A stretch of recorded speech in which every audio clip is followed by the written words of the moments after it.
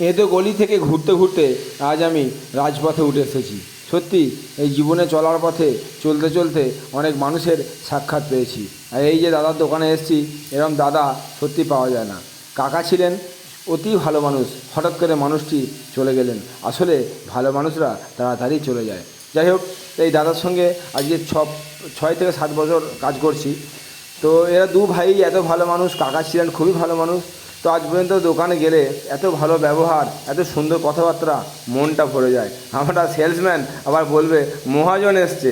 সত্যি মহাজন, কানা নেই করি নেই, ঘরে চাল দিয়ে জল পড়ে, আর নিজের ঘর নেই, ভাড়া ভাড়া থাকি, বলছি কিনা মহাজন এসছে। যাই হোক, শুনে ভালো লাগে। ওদের দোকানদারদের ভাষায় নাকি আমরা মহাজন। যাই হোক, যাদের ব্যবহার খুব ভালো।